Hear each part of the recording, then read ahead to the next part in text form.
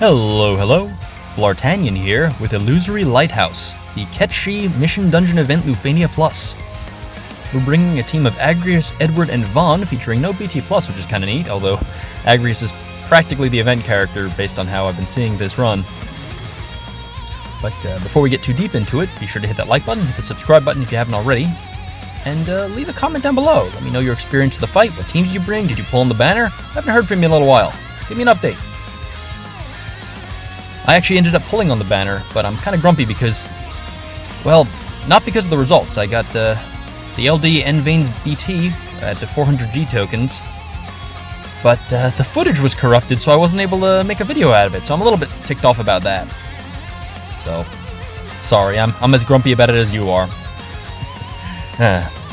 Anyway, what we got going on here? This fight basically has two phases in most configurations. Technically, if you screw things up or bring a really bold team, it doesn't have to, but we're not being too bold here. The first phase, you want to kill these two guys on the sides, these two little ghosts. I should probably mention that. Pretty fitting for an event that dropped basically on Halloween, at least where I'm living.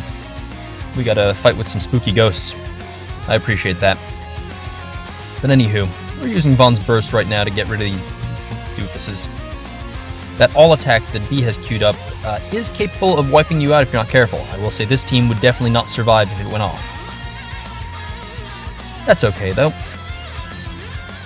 Spooky ghost music playing while we get into this. There we go. So that all attack can also be a problem because you don't want this guy to take another action once you have killed his minions. Not bad. You want him to stay paralyzed the entire fight. You can manage the orb with rebreaks if you're really careful and bring someone who rebreaks like crazy. Or you could do what I'm doing here and bring some kind of disable unit, or in my case, two. Agrias is great here, of course, and I brought Edward as a backup so that she doesn't have to carry the load herself. You see Vaan casually chucking out 700,000 damage, that's pretty good. And if you can keep him paralyzed, it's not too difficult to do. Then you just need to be mindful of the thresholds. Because this boss has a pretty interesting mechanic, I think. Not super unfair, just kind of nifty, which is at the thresholds of 79%, 59%, and 39%, unlike usual ones we are used to.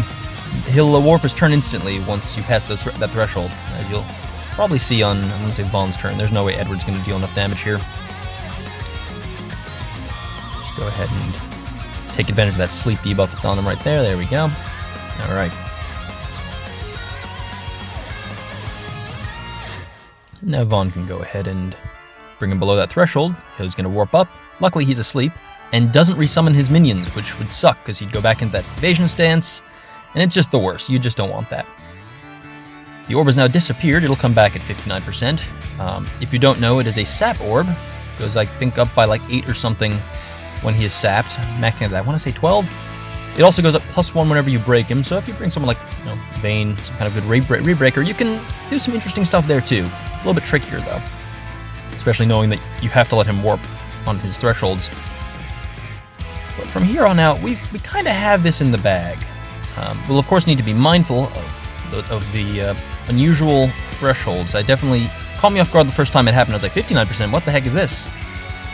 But once you know them, it's one of those things where it feels like one of those pranks where, like, once it's pulled on you once, you're like, okay, I see how you're going to be doing this. Well done, you got me. I actually like where the thresholds are positioned here because it means the last warp happens earlier than it normally would if we were doing the 29% threshold, and that means you can just kind of wail on him for the last, 40-odd% of his health.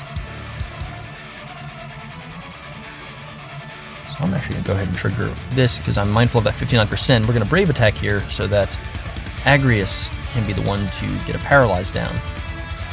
We're just going to use a very basic Judgment Blade here so we can save our cool, good paralyzes with decent utility. Brave damage up, HP damage up, defense down, that sort of thing, for later in the fight. So let's go ahead and reapply that Kursame. We were using our Gabranth Qual earlier to provide that all-important sap. Something I totally glossed over at the beginning of this fight was that if you use a debuff that occurs when the person comes into play as a call, such as, a Gabranth, a Faris, something like that, it'll apply even though he has perfect dodge, which is pretty handy. It's a good way to get that sap on. You can also use a Faris RF sphere to apply an AoE aura poison. Technically, I think Vincent works here too, so I mean, if you can pull off Vincent in what's basically a single target fight, more power to you. That ain't gonna be me. Yeah, I'm having a great time with my little Sky Pirate dude right there. I recently blued his armor because I've just been having such a ball watching him do his thing. You know, he's very versatile, does good damage, and has the all-important satisfying button press feel. The ultimate metric for whether a character is worth going for. We're nervously eyeballing that HP percentage there because we're once again at that threshold, so it's a question of can Vaan deal 1% damage with White Whirl? I think so. There we go. So, last turn of sleep, that was lucky stuff right there. We're going to go ahead and bring in Shantotto now that we no longer need to care about the disables. We could have done this earlier, but I really enjoyed the comfort of having Edward on hand to just sleep him whenever I needed it slept. Give Agrias a lot of freedom to just kind of do the move I wanted to do. I'm going to go ahead and apply a defense down. Why not? We're going to get that Fated Moly up. We could have dropped the defense debuff, or the LD as well, but I figured the HP damage is going to be more valuable to us here.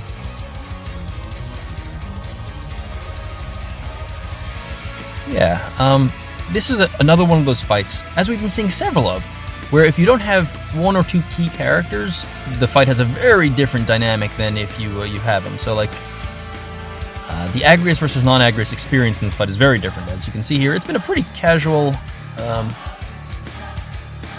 fairly low-stress environment for me.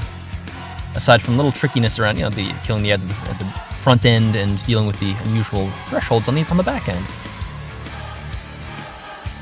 I think someone who isn't bringing a character bringing like 19 paralyzes is going to have a very different experience, so gotta be careful. Things like Shantotto, Ramu, Edward, Ashe is probably someone you can use here, although maybe not as your solo paralyzer. If you want to bring Camelot on, hey, I mean, more power to you. Just keep in mind, you'll want someone to disable because the fight is a very long turn count because they were expecting you to have to kill those mini ghosts multiple times, and we can't be having that around these parts. Anyway, Vaan, take us home. There we go. Excellent showing, old chap. Anywho's, I hope you enjoyed this video. Thank you for watching to the end. That was a fine little time. I hope it was instructive. I will see you in the next one. And that'll do it. Adios.